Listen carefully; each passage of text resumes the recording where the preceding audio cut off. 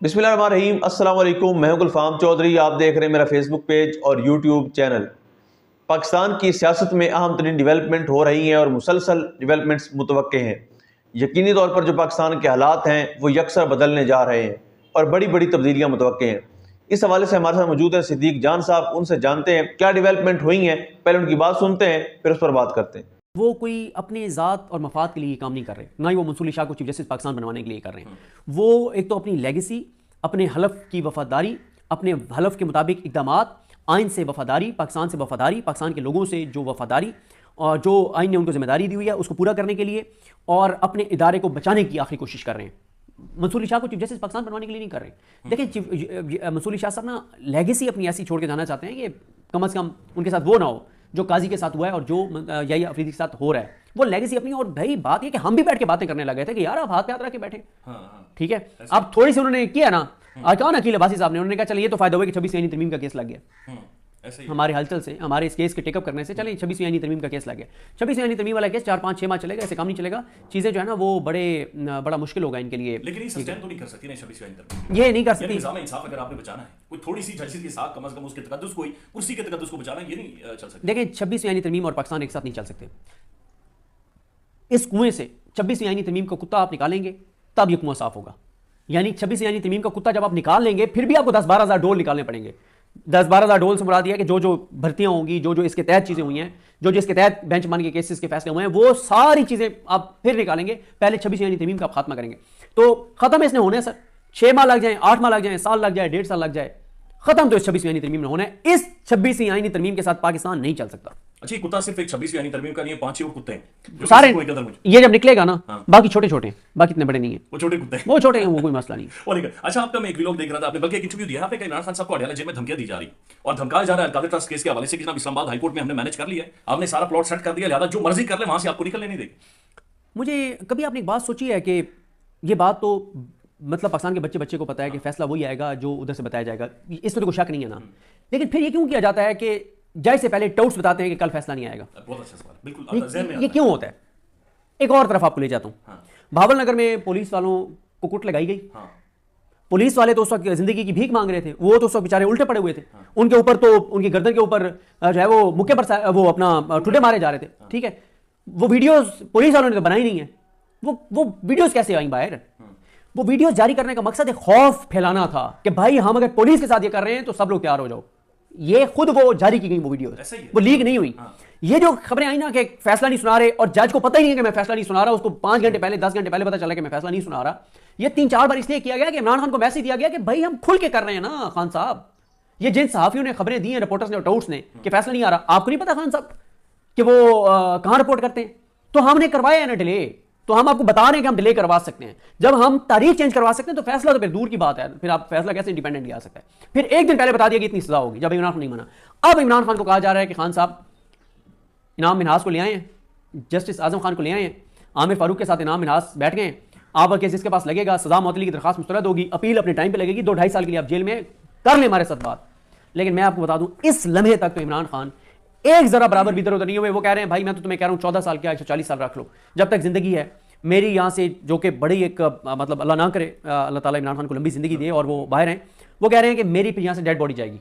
ठीक है, मैं सर नहीं झुकाऊंगा, डील नहीं करूंगा, सरेंडर नहीं करूंगा, मेरी फिर यहाँ से डेड बॉडी जाएगी। मैं कम से कम जो है वो डील करके बाहर नहीं आऊँगा, जब भी आऊँगा सुरखरू होकर आऊँगा और जब भी आऊँगा अदालतों से इंसाफ लेकर आऊँगा, किसी के सामने सर झुका के और किसी से भीख मांग के नहीं आऊँगा। मैं वो पूरा नहीं देखा, लेकिन वो जो चल रहा है कि मियाँ साहब के लिए जो बाथरूम में डीलें हुई थी, तो बाथरूम डील के जरिए या डिग्गी डील के जरिए इमरान खान बाहर आने को तैयार नहीं है। नहीं, वो किताब में इंकशाफ हुआ है, वो साबिक पीसीबी के चेयरमैन नसीम अशरफ साहब, उनके लेटरिन में जाकर अमेरिका के सदर ने उस वक्त चीफ जस्टिस के साथ 5 मिनट की मुलाकात की। सिद्दीक जान साहब, हल क्या है इसका, सोल्यूशन क्या है? मैं कल ट्रम्प की तकरीर सुन रहा था, पहली जो उन्होंने की, और उन्होंने कहा जनाब हम एस्टेब्लिशमेंट को हरा कर आए, हमने इसका बिल्कुल धुआं निकाल दिया और उसके बाद जाकर हमें उसका जो कॉन्फिडेंस था बड़ा अलग किस्म का था कि पाकिस्तान के अंदर टकराव है, क्लियर है एस्टेब्लिशमेंट और खान का ये मामला। इसका सोल्यूशन क्या है, हल निकलेगा क्या यहाँ से? मिस्टर साद रसूल साहब ने उस दिन बात की, उन्होंने कहा कि जीतना तो अवाम ने है, टाइम लग सकता है, ठीक है, जीतना तो अवाम ने, अवाम फतह अवाम की होगी। इस टाइम अवाम से बात कर लेंगे तो 2 अवाम आपकी मान लेगी, 4 आप अवाम की मान लें। लेकिन जितना टाइम गुजरता जाएगा आपको ज़्यादा चीज़ें सरेंडर करनी पड़ेगी, फिर शायद वो टाइम भी आ जाए कि 6 की 6 बातें अवाम की माननी पड़े। फतह अवाम क्यों नहीं है? पब्लिक में आप भी जाते हैं, फतह अवाम क्यों नहीं है? टाइम लग सकता है और अवाम ज़हनी तौर पे तैयार है उस टाइम के लिए, उस जदोजहद के लिए, उन कंसिक्वेंसेस के लिए अवाम तैयार है। फतह अवाम की होनी है, अवाम की शिकस्त नहीं हो सकती। इमरान खान के सामने जो बार बार मुतालबा और एक सवाल रखा जा रहा है सोशल मीडिया को लेकर, ये वाकई एक पैनिक बना हुआ है इनके लिए। Social media, overseas Pakistani, international चीज़ें, दो बातें इमरान खान नहीं मान रहे। एक, उनको कहा जा रहा है कि इस हुकूमत को आप टाइम दें और हम मिड टर्म इलेक्शन करवा देते हैं 2.5 साल बाद, यानी कोई अगस्त 2026 में जाके। एक, इस पर इमरान खान नहीं मान रहे। दूसरा, इमरान खान से कुछ और बहुत सेंसिटिव मामला हैं, उस पर गारंटीज मांगी जा रही हैं जिस पर इमरान खान गारंटी देने को तैयार नहीं। और ये जो तहरीक इंसाफ की बाहर लीडरशिप है, इनकी आर्मी चीफ के साथ एक मुलाकात भी हुई, उसके बाद बड़ी एक होपफुल कमेंट्री भी पाकिस्तान में अभी, उसमें कुछ चीजें को पॉजिटिव थी भी या बस वैसे ही एक दिखावा था? मेरी किसी से बात इस पर नहीं हुई, लेकिन मैं आपको ये बता सकता हूँ कि मुझे इन मुज़ाकरात से कुछ निकलता हुआ नजर नहीं आ रहा। जो होना है वो इंटरनेशनली होना है, जो होना है वो ओवरसीज पाकिस्तानी उन्हें करना है, जो होना है वो सोशल मीडिया, ओवरसीज़ और इंटरनेशनल चीज़ों से होना है। पाकिस्तान के अंदर तो इस वक्त हाँ, लेकिन ये बल्कि मैं अपनी थोड़ी सी तस्दीक कर लूँ, ये जो अब अदालतों से जो एक महाज गर्म हुआ है, इससे अब थोड़ी सी होप पैदा हुई है कि इस निज़ाम के लिए थोड़ी सी मुश्किलात इंटरनली भी पैदा हुई है पाकिस्तान के अंदर, वरना तो उन्होंने सब कुछ कंट्रोल कर लिया था ना। 8 फरवरी को इलेक्शन चोरी कर लिया, अदालतों को या अफरीदी लगा दिया, लोगों को 26 नवंबर गोलियां मार दी, तो वो सारा कुछ हो गया था। लेकिन अब मेरा ख्याल है कि जो मंसूर शाह साहब और जजेस जिस तरह से एक्टिव हुए हैं, तो थोड़े से इंटरनली इनके लिए मुश्किलात खड़ी हुई हैं। डोनाल्ड ट्रंप ने हल्फ उठा लिया है, ज़ाहिर आप ज़्यादा इंटरनेशनल अफेयर्स कवर नहीं करते, लेकिन आपका तजिया क्या है पाकिस्तान में? कोई हमारे लिए इस मुल्क के अंदर कुछ चीज़ें सॉर्ट आउट होंगी? सर, ये हो नहीं सकता कि उसका असर हमारे ऊपर ना हो। मैं ना हैरान होता हूँ जब लोग कहते हैं कि पाकिस्तान अमेरिका की तरजीहात में नहीं होगा। क्यों नहीं होगा? अमेरिका का मसला है ईरान के साथ, ईरान और हमारा बॉर्डर एक है। अमेरिका का मसला है दाइश बैठी है अफगानिस्तान में भी, ठीक है। अमेरिका का मसला है चाइना के साथ, सीपैक, ठीक है। अमेरिका का मसला है रशिया के साथ, वो भी हमारे पड़ोस में है। अमेरिका का इंडिया के साथ मामला हैं, उसके साथ भी हमारा बॉर्डर, ठीक है। तो बात यह है कि ये जो इतनी चीज़ें हमारे इर्द गिर्द हैं, तो ये हो नहीं सकता कि हम तरजीहात में ना हो। लेकिन इधर से हम भी कोशिश कर रहे होंगे। हमने PR फर्म भी, नजम सिटी ने बताया कि इंगेज कर लिया है, PR फर्म भी और लॉबिंग फर्म भी, और इस वक्त जो है वो 200-400-500 700-800 अरब हम झोंक देंगे इन्हीं फर्म्स को अपनी डीलिंग करने के लिए। ज़ाहिर है वो जो अखबार में खबर आई थी कि गैस की कीमतें बढ़ा के और लोगों की जेबों से 983 अरब रुपये इजाफी लिए गए, तो ये 983 अरब तो एक माह में हमने इकट्ठे किए हैं, तो हम लगा देंगे 983 अरब, क्या मसला है? मोहसिन नकवी को भी भेजा गया अमेरिका। उस पर यार, मैं सच्ची बात यह है कि कल इतना इधर बिजी रहा, मैं किसी से उस पर बात नहीं कर सका। उस वाले से मेरे पास डिटेल्स नहीं है, क्या हुआ, कैसे हुआ।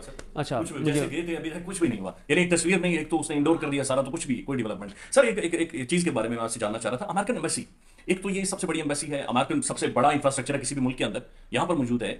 ये एम्बेसी क्या न्यूट्रल हो सकती है, और इसका इन्फ्लुएंस माजी में या किस कदर ये हमारे निजाम के अंदर घुसी हुई? देखिए, वो तो मैंने बताया ना कि ज़्यादा मसला था अफगानिस्तान का, जिस वजह से इतनी बड़ी एम्बेसी और सारे मामलात। लेकिन अब अफगानिस्तान वाले चैप्टर अभी तो उस तरह से नहीं है और ट्रंप का कोई इरादा भी नहीं है। लेकिन मैंने आपको जिस तरह से पहले सवाल का जवाब दिया है, हम अमेरिका के लिए इररेलेवेंट नहीं हो सकते। कुछ ना कुछ हमारे ऊपर कुछ ना कुछ आएगा।